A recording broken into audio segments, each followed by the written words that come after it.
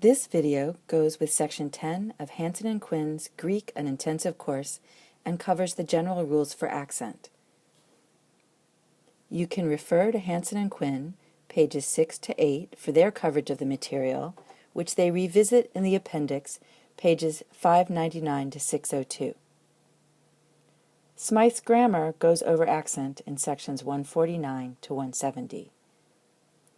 To learn about accent, you have to learn about the length of vowels first. You learned 7 Greek vowels when you learned the alphabet: alpha, epsilon, eta, iota, omicron, upsilon, and omega.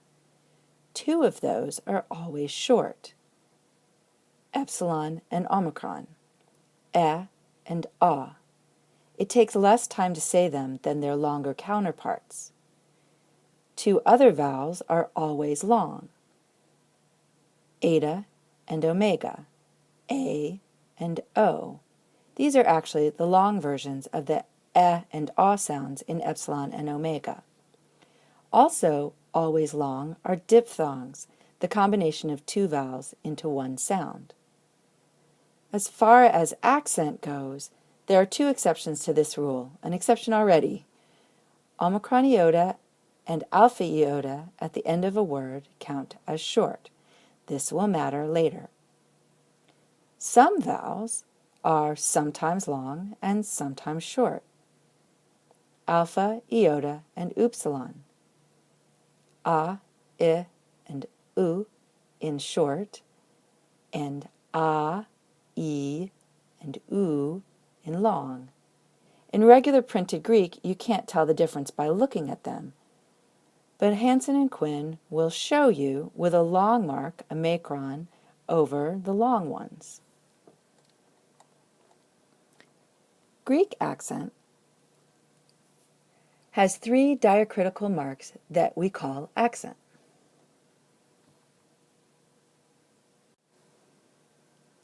An acute that slants up and to the right over a vowel, a grave that slants down to the right over a vowel, and a circumflex that goes up and down. I've used alpha for examples. Some people in fonts make circumflexes wavy, kind of looks like a tilde, and sometimes I'll write it that way too.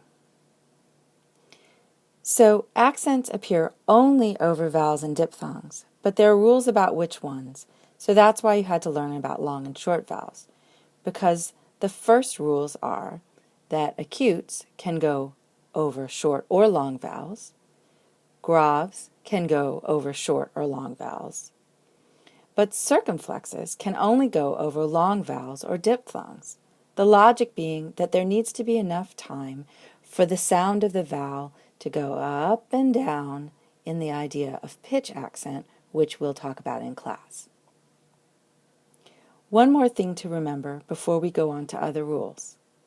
If you are putting an accent over a diphthong, it goes over the second letter of the diphthong, as we're demonstrating with an acute over this U, and a circumflex over this one. By convention, if you put an accent over the first letter, the message is that we're meant to pronounce those 2 letters as 2 vowels, not as a one-sound diphthong. So this would sound like a-u. Okay, as we go on to more rules, I'm going to put the short, long, and either vowels up here and introduce some jargon. We'll use this jargon sometimes in class, and Hansen and Quinn uses it regularly. We need this because the next rules are about which syllables an accent can go over. First, ultima, which is Latin for last, and which we represent with a U for the last syllable. Penult, which is short for penultimate, which is Latin for second to last, and we'll use a P to represent it when we're talking about the second to last syllable. And antepenult, which is a shortened form of Latin for the one before the second to last, or third to last, and that will be an A to represent the third to last syllable. Greek accents only appear over the last 3 syllables of a word. If a word is longer than 3 syllables, you'll only be working with the last 3 syllables when figuring out about accents. Acute accents can be over short vowels or long,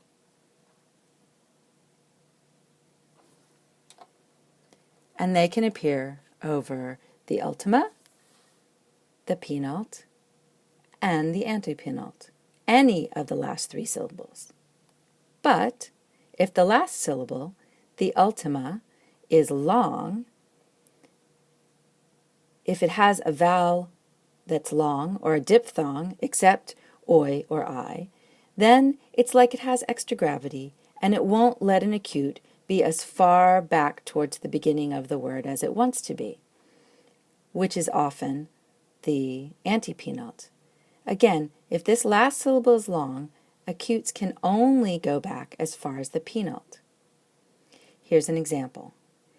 The word anthropos, which means man or human being, has a short omicron in the last syllable, so it's pronounced anthropos, and it has an acute on the first syllable, which happens to be the antepenult, the third to last, and that's where it likes to have that accent.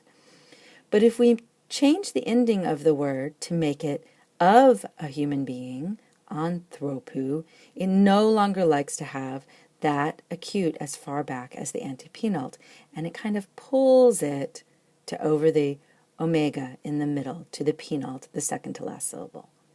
We'll go over lots of examples like that in class and in the videos to follow. Now, gravs. They can go over short or long syllables or vowels, but they only appear on one syllable, the last, the ultima. Some words will expect an acute over the last syllable, and if that word is followed by another word and not a pause, the accent changes to a grav. That's really the only time you use a grav. So here's an example. Adelphos is the word for brother, and it likes to be accented on the last syllable. When you see it in the dictionary, it appears like it appears in the single word in the beginning of this example, with an acute over the last syllable. But if you put it into a phrase or a sentence with a word after it, like Adelphos kai mater, which means brother and mother, then it no longer likes to have an acute at the end of the word. It needs to change that acute to a grav. Same with kai, which has an acute in the dictionary, but in combination it changes to a grav because that's the last syllable. Mater's got an acute on the beginning of the word, and you don't have to worry about it with gravs. Now we'll move on to circumflexes. They can only be over long vowels or diphthongs, and they can only appear over the ultima, the last syllable, or the penult, the second last.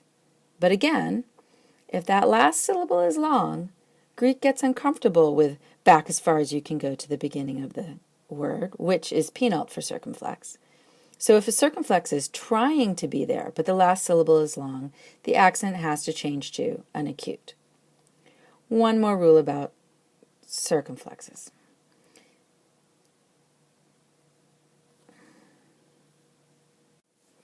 Actually, let me first give you an example of what I just said. Doron, the word for gift, likes to have a circumflex over the second to last syllable, over that long omega, and it can because it has a short omicron in the last syllable. But if we make it of the gift, doru, that last syllable is a diphthong now, u, which is long, which means the Greek is no longer comfortable with a circumflex over the second to last syllable, over the penult, so it changes to an acute. Okay, now for that last rule about circumflexes.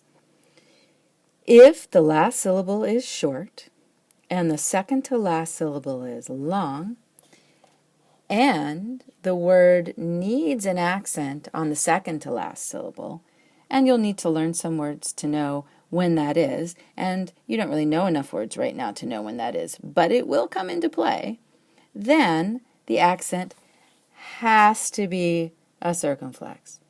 That is, again, if the last syllable is short and the second to last syllable is long, and the word needs an accent over the second to last syllable, it must be a circumflex. Really, you won't use that for a while. Don't worry about it too much, but that's what I needed to include for you to have all of the general rules. And that's it for the general rules. Some words have recessive accent, another set of patterns and rules, and others have persistent accent. But you will need to learn those in the other two videos mentioned below.